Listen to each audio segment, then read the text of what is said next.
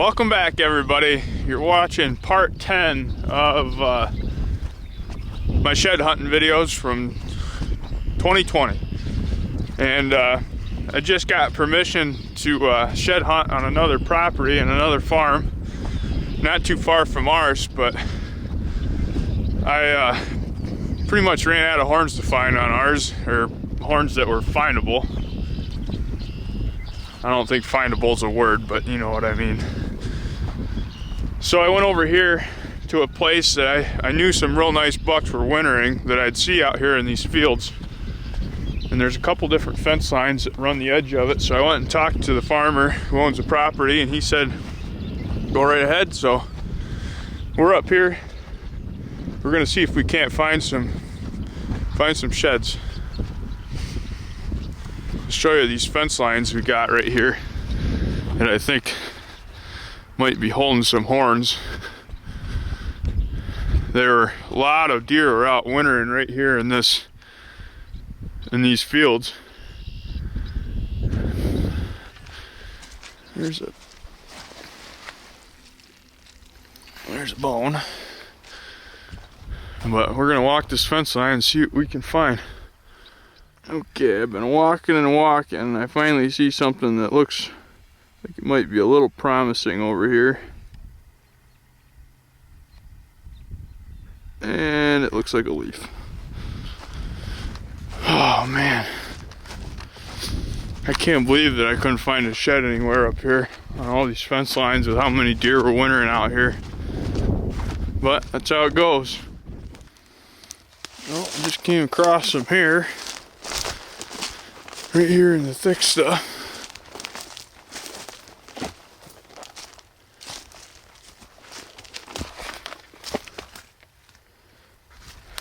Where the body is. Oh, looks like it's over here.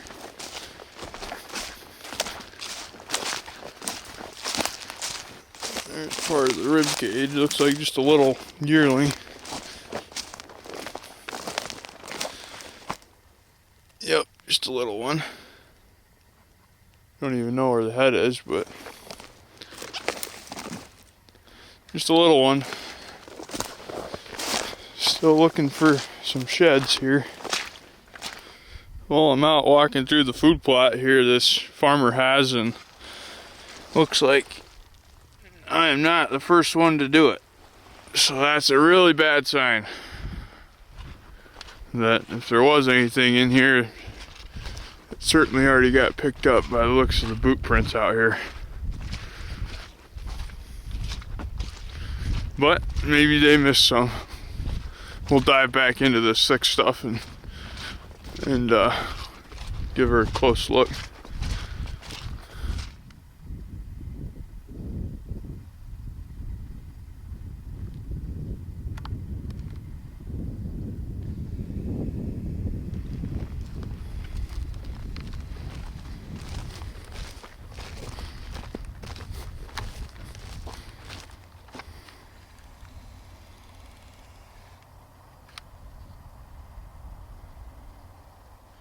Okay, so I just found a rock at the base of this tree. I'm going to sit down and take a little break. I've gone 4.8 miles now, and got nothing to show for it whatsoever.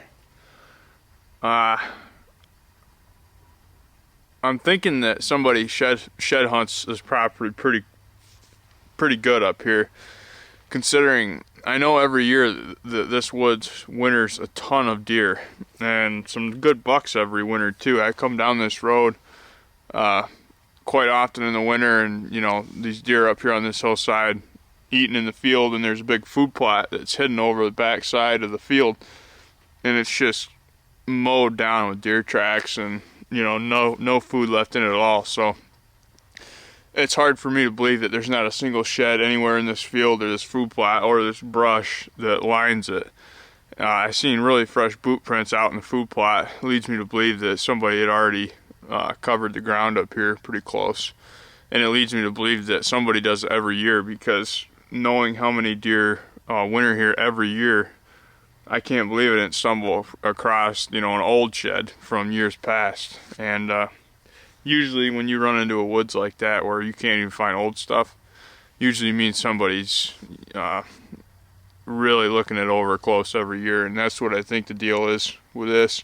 I think if I would have got here about a week ago, I would have beat whoever looked it over and found some sheds, but I'm not totally giving up yet. I'm going to do another loop out around, come up the back side of the field and head to the truck. My legs are a little bit tired, and I didn't bring any water, so 5 miles is a pretty good trek with no water. My mouth is getting a little, I don't know what you call it, but a little dry. I need some water. So we're gonna loop back out around and head back to the truck. Maybe we'll stumble upon a shed. Fingers crossed. That's exactly what you don't want to see when you're shed hunting right there. More boot tracks that aren't mine.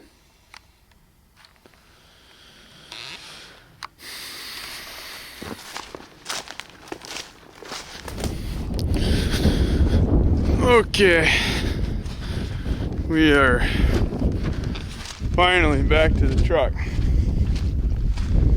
We ended up going 5.6 miles and have absolutely nothing to show for it. But that's shed hunting.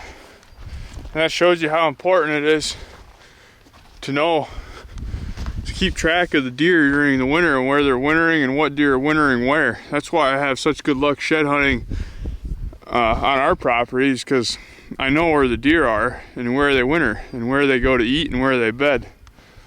You know, it really humbles me when I go to another property that I really don't know what's going on. Boy, it makes a big difference. I know that there's some nice deer on this property, and I know that they spent a lot of time on this hillside up here, and I think there's some pigeons out in the field. I think that this property got picked over pretty good by a shed hunter or two before I got here, and that's what killed me. Just about everywhere I went down deer trails and everything, I'd come across some pretty fresh boot tracks, and that's always discouraging when you're shed hunting. But you know, I don't blame them. I encourage everybody to get out there and walk around this time of year. It's awesome time to get out and walk around, get out of the house after a long winter, and right now you're quarantined anyways because of this coronavirus. So what better way to spend your time than out walking around through the woods? We'll try to get out a few more times here and see what we can find. Okay, it is the next day from what you were just watching. It's March 25th now, and I'm here behind the house in the area where that big brow tine buck would be, where he was crossing this field with all them other bucks. And I'm just walking this trail right next to the creek here. You can see this big worn down trail right through here. And I got to this point right here, and what do we got? Got a nice 4-point side lane right there. And that's one that I don't have the other side to. So that's a newbie. See, this trail goes right up through here. Awesome, that's number 22 on the year now. Number 22. I'll get a picture for Instagram here.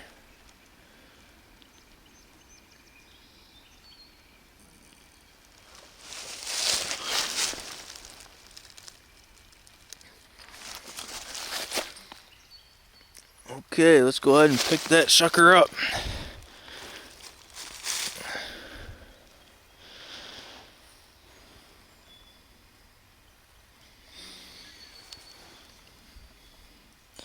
Nice little buck.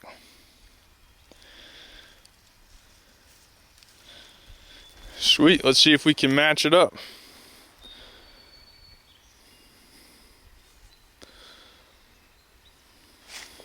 Good deal.